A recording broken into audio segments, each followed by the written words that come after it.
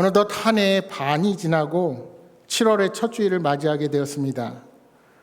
또한 오늘은 맥주 감사 주일로 한 해의 반이 지나도록 우리를 지켜주신 하나님의 은혜를 돌아보고 감사하는 날입니다. 여러분, 제가 여러분에게 질문을 하나 하겠습니다. 여러분, 우리가 지키는 맥주 감사 주일과 구약의 맥주절이 같은 절기일까요? 다른 절기일까요? 자, 맥주 감사 주일과 구약의 맥주절이 같은 절기일까요? 다른 절기일까요? 제가 사실 이거 매해 여러분에게 말씀드리는데, 한마디로 말하면 맥주 감사절의 기원은 맥주절에서 온 것이 맞습니다. 그러나 절기적인 시간이나 의미는 한국 상황에 맞춰진 변형된 순 한국산 절기가 맥주 감사 주일입니다. 여러분 아시다시피 우리는 보릿고개라는 춘궁기가 있었습니다. 여러분, 우리 아동부 여러분, 춘궁기가 뭔지 아세요? 봄철에 먹을 것이 궁한 시기를 춘궁기라고 합니다. 가을에 쌀 농사를 마무리한 후 빈 땅에 보리를 심는 것이 일반적이었습니다. 그런데 이 가을에 추수한 식량이 다 떨어지고 겨우내 자란 보리가 익기 전에 봄이 되면 먹을 것이 없어지는 배고픈 시기가 오게 됩니다. 그래서 쌀 농사가 흉년이 든 그 시기에는 식량 부족 사태가 더 빨리 오곤 했습니다. 그래서 심할 경우에는 재앙 수준의 기근으로 수많은 사람들이 굶어 죽기도 했습니다. 여러분, 이거 남의 나라 얘기가 아니라 저 북한에서 최근에도 들려온 얘기 아닙니까? 이렇게 어려운 봄을 버텨낸 후에 6월 중순을 넘어 수확하게 되는 이 보리는 춘궁기를 벗어난다는 것을 의미했습니다. 심지어 일제강점기에는 어렵게 농사 지어서 추수하는 것을 일제가 태평양 전쟁을 핑계로 다 수탈해 가기까지 했습니다. 그럼에도 불구하고 우리의 선조들은 쌀이 다 떨어져서 굶기도 하고 보리밥으로 겨우 연명하면서까지 일용할 양식을 주신 하나님께 감사하는 것을 결코 잊지 않았습니다. 따라서 우리나라의 7월 첫 주가 맥주 감사절로 자리 잡게 된 것은 보릿고개를 무사히 넘기고 새로 얻게 된 수확을 기뻐하는 우리 실정에 맞는 감사절기가 된 것입니다. 거기에는 보리를 수확하기 전까지 식량난을 버텨내어 결국 우리가 새로운 시작을 하게 되었다는 의미가 담겨 있습니다. 그런데 산업화와 도시화가 일어나고 농업이 비약적으로 발전하다 맥주 감사절의 의미는 점차 희미해져 버렸습니다. 게다가 이 춘궁기라는 말도 사라져 버렸습니다. 이제는 보리에 대한 수요도 줄어서 보리는 건강을 위해서 가끔 별식으로 잡곡밥을 만들어 먹거나 식당에서 옛 추억을 생각하며 보리밥을 사 먹는 정도로만 우리에게 찾아볼 수 있게 되었습니다. 따라서 우리는 우리의 신앙의 선배들이 느꼈던 그 감사의 감격을 잘 가늠하기조차 힘들게 되었습니다. 하지만 여러분 생각해 보면 우리에게 감사의 조건이 얼마나 많이 있습니까? 도시에 사는 우리들이 농사를 짓지 않으니 맥주 감사절이 현실에 맞지 않다고 생각할 수도 있습니다. 그러나 한 해의 반을 돌이켜보고 여기까지 지켜주신 하나님의 은혜에 감사하는 것은 매우 좋은 신앙의 전통이라 할 수 있습니다. 그렇다면 우리는 이 감사의 절기를 어떻게 지켜야 할까요? 먼저 오늘 본문 10절의 말씀을 다시 한번 보십시오. 내 하나님 여호와 앞에 77절을 지키되 내 하나님 여호와께서 내게 복을 주신 대로 내 힘을 헤아려 자원하는 예물을 드리고, 여기서 77절은 맥주절과 똑같은 절기를 말합니다. 복을 주신 대로 내 힘을 헤아려 자원하는 예물을 드리라고 말씀합니다. 하나님께 복을 받은 대로 내가 할 수 있는 한 최선을 다해 하나님께 드리라는 것입니다. 그렇습니다. 주를 위해 드리는 예물이든지 봉사와 성금이 요구되는 일의 기본 정신은 억지로 드리는 것이 아니라 자원하는 마음으로 드리는 것입니다. 여러분, 우리에게 자원하는 마음은 언제 일어날까요? 내게 주어진 은혜가 얼마나 큰지를 깨닫게 되는 순간부터 일어나게 됩니다. 내가 하나님으로부터 받은 복이 많다고 느끼는 사람은 주를 위해 더 섬기게 되고 주를 위해 더 일할 수밖에 없습니다. 그런데 문제는 내가 받은 복이 많음에도 불구하고 그것이 많은지를 모르는 어리석음에 있다 할 수 있습니다. 감사가 사라진 사람, 감사의 마음이 없는 사람은 자신이 받은 복이 많아도 결코 많다고 여기지 않습니다. 원망과 불평이 많은 사람은 감사가 없습니다. 원망과 불평이 늘 끊이지 않으면 내가 받은 복이 무엇인지 생각하기보다 다른 사람이 가진 복이 많음만을 생각하게 되기 때문입니다. 어떤 목사님의 고백을 들은 적이 있습니다. 그것은 어렸을 때 이 목사님의 보물찾기에 대한 기억입니다. 여러분, 우리가 소풍을 가거나 야외를 가면 보물찾기를 많이 하지요. 여러분, 그 보물찾기의 시간은 매우 설레는 시간이면서 또 동시에 실망하는 순간이 되기도 합니다. 선생님들은 이 보물을 돌밑이나 나뭇가지 사이 등의 보물을 숨겨놓습니다.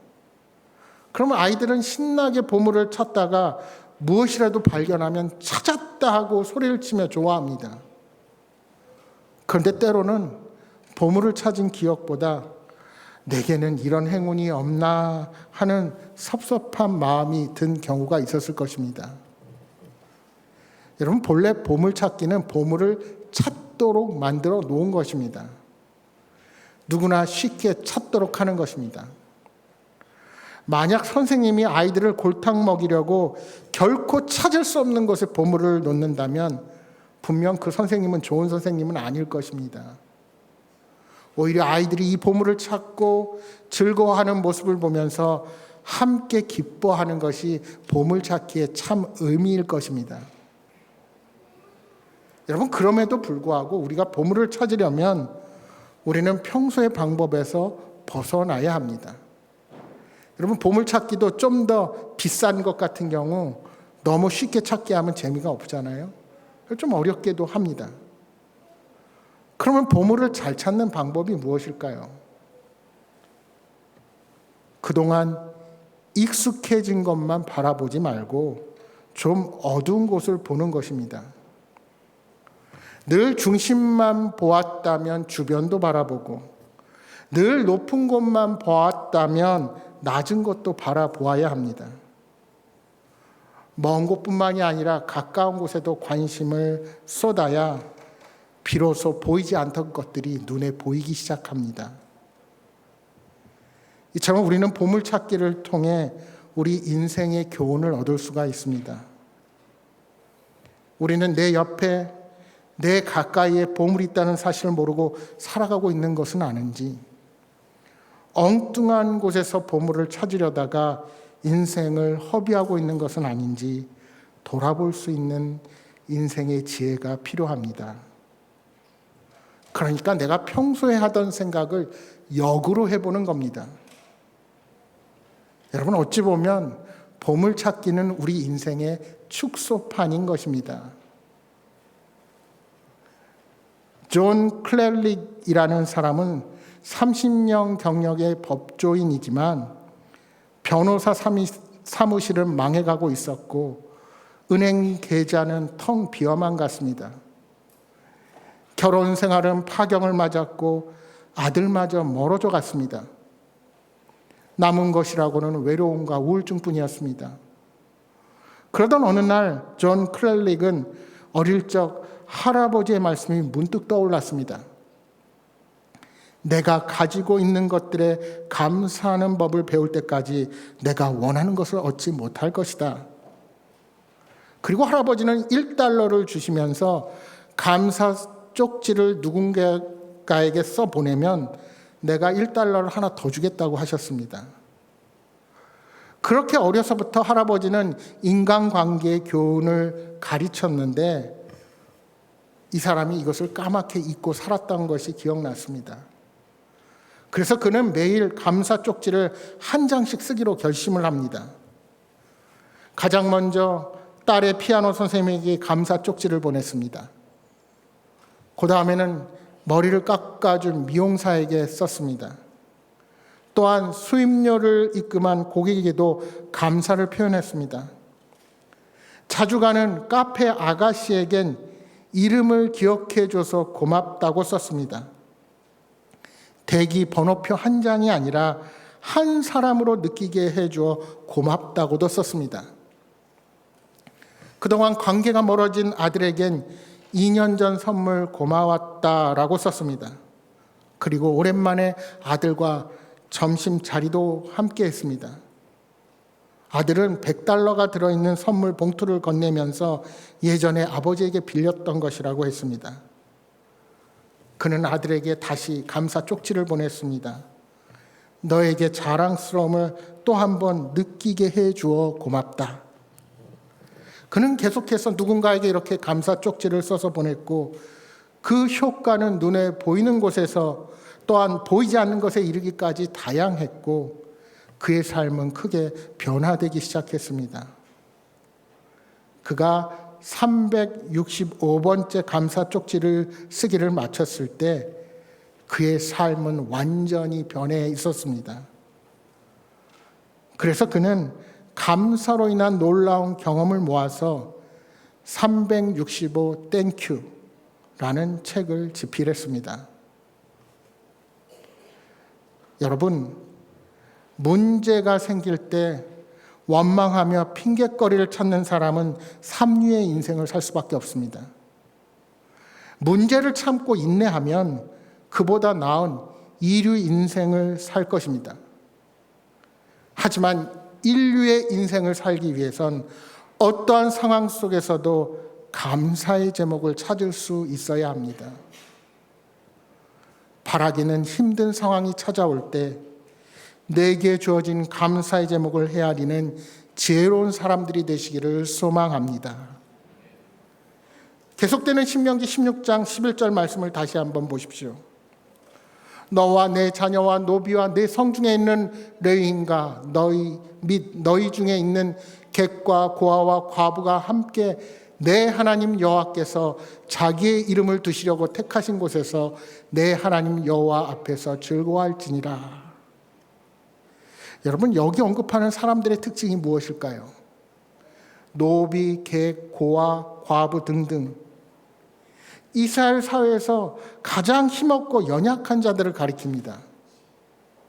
하나님께서 이들과 함께 즐거워하라고 하신 것은 하나님의 백성은 그 신분과 형편이 어떠하든지 다 하나님 앞에서 평등하고 하나님 앞에 귀하게 쓰임받을 수 있다는 것을 우리에게 알려주시는 것입니다.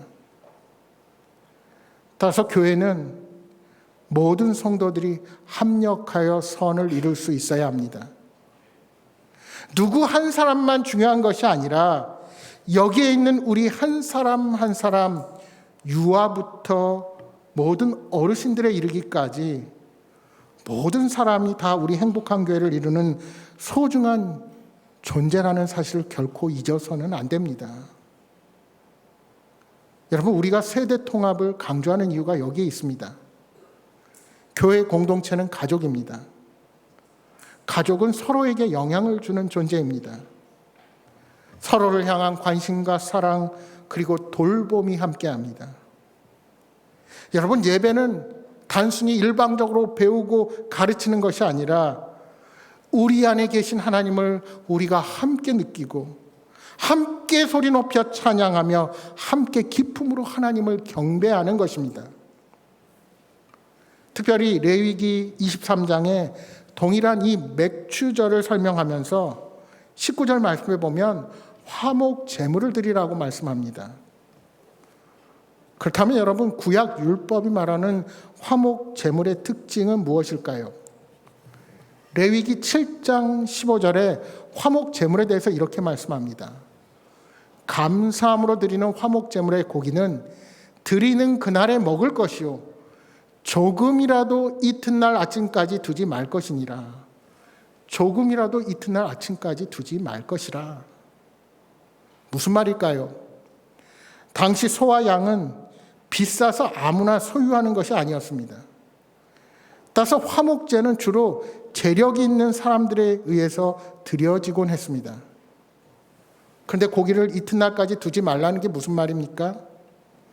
여러분, 어떻게 황소 한 마리, 양 한 마리를 한 가족이 하루에 다 먹을 수 있겠습니까? 그러니까 이 말씀은 반드시 화목제물을 이웃과 나누어 먹으라는 말입니다. 다시 말하면 가진 자의 헌신을 통해 모두가 함께 은혜를 나누고 감사하라는 것입니다. 우리 하나님께서는 화목제를 매개로 하여 공동체 전체를 배려하고 계신 것입니다. 특별히 여러분, 이 화목제의 히브리어 명칭이 쉐라밈인데, 이 쉐라밈은 우리가 너무나도 잘 아는 샬롬과 동일한 어원에서 파생되었습니다. 말하자면 하나님께서 주신 복을 감사할 뿐만이 아니라 이웃과 함께 즐거워할 때 진정한 평화와 샬롬을 누릴 수가 있다는 것입니다. 따라서 우리는 결코 혼자 신앙생활을 해서는 안 됩니다. 늘 우리의 형제 자매를 돌아볼 수 있어야 합니다. 여러분, 내가 늘 받기만 해서도 안 되고 줄 수도 있어야 합니다. 많이 가진 사람만 줄 수 있는 것도 아니고 가진 것이 적어도 나눌 수 있어야 합니다. 가끔 그렇게 생각하는 분들이 계십니다. 돈 많은 저 사람이 많이 헌금하는 것은 당연한 것이고 나는 가진 것이 적으니 드리지 못해도 괜찮다고 착각하는 것입니다. 여러분, 내 눈높이와 내 기준이 아닌 상대방의 입장에서 생각하는 지혜가 필요합니다. 여러분, 가진 것이 많다고 많이 드리는 게 쉬울까요? 100만 원 벌 때 10만 원 11조 내는 것, 500만 원 드릴 때 50만 원 11조 하는 것 당연하다고 생각할 수 있습니다. 1000만 원 1억 벌을 때 1000만 원 쉽게 11조 드릴 수 있을까요? 여러분, 죄인된 인간은 돈이 많아지면 오히려 욕심도 세집니다. 그래서 성경은 돈이 일만하게 뿌리라고 말씀하고 있습니다. 따라서 내 눈높이와 내 기준으로 판단하지 마십시오. 더 나아가 사람의 눈이나 나의 가치 판단 기준이 아닌 하나님께서, 다른 사람이 아닌 하나님께서 나를 어떻게 바라보실까, 그것을 늘 생각하는 자가 되어야 합니다. 나의 중심이 정말 하나님의 뜻에 부합한가, 우리는 늘 돌아볼 수 있어야 합니다. 특별히 맥추절을 77절이라고 부르는 것처럼 6월절로부터 7주가 지난 첫날, 여러분, 6월절은 어떤 날입니까? 애굽에서 이스라엘 백성들이 출발한 날입니다. 그 6월절로부터 77이 49, 그리고 그 다음 날 50일 후에 지내는 절기가 바로 맥추절이었습니다. 여러분, 이날 이스라엘 백성들에게 어떤 일이 있었습니까? 출애굽기 19장 말씀해 보시면, 출애굽기 19장 말씀에 애굽에서 출애굽한 지 46일 만에 이스라엘 백성들이 시내산에 도착합니다. 그리고 이 19장의 16절 말씀해 보시면 셋째 날 아침, 그러니까 46일에 3일이 더 지난 날 아침에 이 시내산에 하나님의 임재가 함께합니다. 하나님께서 말씀으로 이스라엘 백성들에게 처음으로 임재하신 것입니다. 말하자면 하나님의 말씀이 출애굽한 지 50일 만에 이스라엘 백성들에게 처음 주어진 날이 이 맥추절이기도 합니다. 이제 사도행전 2장 1절부터 4절 말씀 우리 한번 보실까요? 오슬전 날이 이미 이르매 그들이 다 같이 한 곳에 모였더니 호련히 하늘로부터 급하고 강한 바람 같은 소리가 있어 그들이 앉은 온 집에 가득하며 마치 불의 혀처럼 갈라지는 것들이 그들에게 보여 각 사람 위에 하나씩 임하여 있더니 그들이 다 성령의 충만함을 받고 성령이 말하게 하심을 따라 다른 언어들로 말하기를 시작하니라. 여러분, 이 사건이 무슨 사건입니까? 우리 예수님께서 부활 승천하신 후에 성령의 임재를 기다리던 제자들이 마가의 다락방에 모여서 간절하게 기도했습니다. 바로 이때 성령님께서 제자들에게 임했던 오순절이 바로 맥추절과 동일한 날입니다. 따라서 이 날은 성령님이 임하신 복된 날이요 교회가 시작된 날이라고도 할 수 있습니다. 정리해 보면 맥추절은 신의 광야에서 이스라엘 백성들에게 처음으로 하나님의 말씀이 주어진 날입니다. 또한 예수님께서 승천하시고 오순절날 성령님께서 제자들에게 임하셔서 하나님의 말씀을 깨닫게 하셨습니다. 그래서 로마서 8장 23절 말씀은 성령을 받은 우리를 성령의 처음 익은 열매다 이렇게 표현합니다. 성령이 임한 것을 보니 그가 구원받은 사람을 알 수가 있다는 것입니다. 여러분, 이 얼마나 놀라운 은혜입니까? 그 성령님의 역사로 말미암아 저와 여러분이 하나님의 구원을 받았기에 오늘 저와 여러분은 하나님의 것입니다. 부활의 첫 열매가 되시는 우리 예수님이 우리 인생의 주인이요 아버지가 되시는데 더 이상 무엇이 문제가 되겠습니까? 함께 구원받은 우리는 모두 함께 여호와 하나님을 기뻐할 수가 있게 된 것입니다. 이제 신명기 16장 12절 말씀을 함께 보겠습니다. 우리 같이 읽어보겠습니다. 시작. 너는 애굽에서 종 되었던 것을 기억하고 이 규례를 지켜 행할지니라. 아멘. 애굽의 종살이를 기억하라는 것은 무슨 뜻입니까? 쉽게 말하면 지금 그들이 누리는 풍요가 애굽의 종살이와는 결코 비교할 수 없는 큰 은혜라는 것입니다. 그렇게 하나님은 그들의 인도자가 되셔서 광야 40년 길을 안전하게 보호하시고 약속의 땅에 이르게 하셨습니다. 여러분, 내가 잘나서 내가 능력이 있어서 하나님이 나를 택하시고 구원하신 것이 아닙니다. 전적인 하나님의 은혜입니다. 애굽의 종이었던 이스라엘 백성들에게 찾아오셔서 말씀을 주시고 인도하신 하나님이 이제 죄의 종으로 이 땅을 살아가는 우리에게 구원받은 하나님의 백성으로 살아가게 하셨습니다.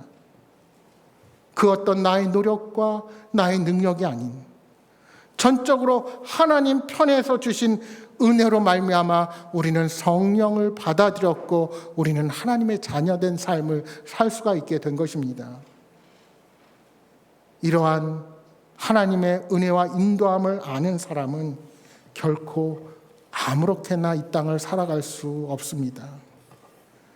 여러분, 부모의 은혜를 아는 자가 부모의 말을 거스르며 악을 행하는 불효를 저지를 수가 있습니까?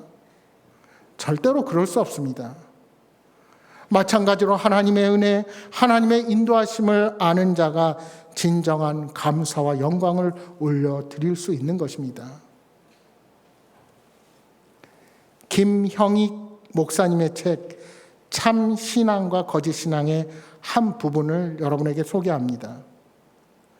시편 23편 2절 상전의 손을 바라보는 종들의 눈같이 여주인의 손을 바라보는 여종의 눈같이 우리의 눈이 여호와 우리 하나님을 바라보며 우리에게 은혜 베풀어 주시기를 기다리나이다 하는 말씀은 하나님의 자녀들이 하나님을 어떻게 갈망해야 하는지를 비유적으로 잘 보여줍니다. 고대에는 종들의 생사 여탈권을 주인이 가지고 있었습니다. 우리 어린이들 생사 여탈권이 무슨 뜻인 줄 아세요? 사람의 목숨을 죽이고 살리는 권리가 생사 여탈권입니다. 이것을 고대는 종들의 모든 권한을 주인이 가지고 있었습니다. 왜냐하면 종은 주인의 소유물이기 때문입니다. 그래서 종들은 주인을 잘 섬기기 위해 주인의 손끝 하나에도 신경을 곤두세워야 했을 것입니다. 그러나 이 구절은 종들이 주인의 손을 주목하는 것처럼 하나님을 주목한다고 말하는 것에 그치지 않습니다. 이 구절이 포함된 시편 123편에 가장 많이 언급되는 단어가 하나 있는데 그것은 바로 눈입니다. 그리고 또 많이 나오는 단어가 은혜입니다. 시인의 눈은 하나님을 향하고 있습니다. 왜요? 은혜를 바라고 있기 때문입니다. 주님의 뜻에 따라 죽기도 하고 살기도 하는 고대의 노예를 생각해 보십시오. 그는 주인의 은혜로운 처분을 기다리고 있습니다. 주님의 손끝에서 나오는 은혜가 그를 살게 하기 때문입니다. 마찬가지로 시인의 눈도 어떻게든 하나님의 뜻을 이루어드리고 순종하기를 원하는 동시에 무한히 선하시고 자비로우신 하나님의 은혜를 기대하고 갈망하는 마음으로 하나님을 바라보고 있습니다. 이것은 신자가 지니는 정상적인 마음입니다. 예수를 믿고 은혜를 받으면 주님을 위해 살겠다는 마음을 갖게 됩니다. 사람의 환경은 그대로일지라도 삶의 목적은 바뀝니다. 은혜를 받은 뒤에도 여전히 자신만을 위해 살고 삶의 주인이 자기 자신이라고 생각하는 것은 불가능합니다. 만일 그렇다면 은혜를 받지 못한 것이고 거듭나지 않는 것입니다. 물론 우리는 숱하게 넘어지고 실패합니다. 그래도 다시 일어나 주님을 위해 삽니다. 이것이 정상적인 신자의 마음입니다. 사랑하는 여러분, 인생의 앞이 보이지 않을 때 하나님께 간절히 매달려 기도하십시오. 그러면 우리 주님께서 잃어버린 길을 찾게 해주실 것입니다. 아니, 없는 길도 만들어 주실 것입니다. 잘못된 판단, 잘못된 결정을 내릴 때도 있을 것입니다. 그럼에도 주님과 동행하면 잃었던 길을 다시 찾게 될 것입니다. 무엇보다도 감사를 기억하십시오. 하나님의 은혜와 사랑을 고백하십시오. 바라기는 오늘까지 우리 삶에 함께 하신 그분의 인도하심이 여러분의 인생에 계속 펼쳐지기를 간구합니다. 여러분, 하나님께서 우리에게 주신 삶의 복이 얼마나 큰 것인지를 한번 생각해 보십시오.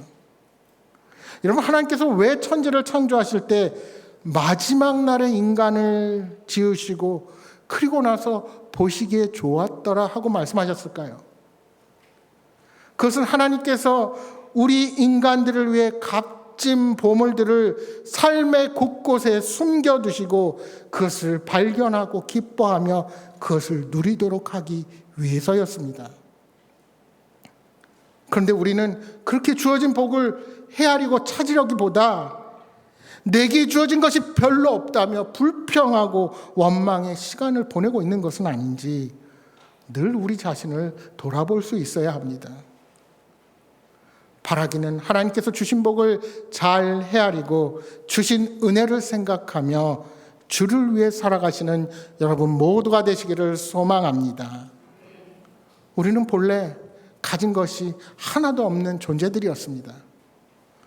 또한 이 땅의 모든 삶을 마치고 하나님의 부름을 받을 때 모든 것을 다 내려놓고 빈몸으로 가야 합니다.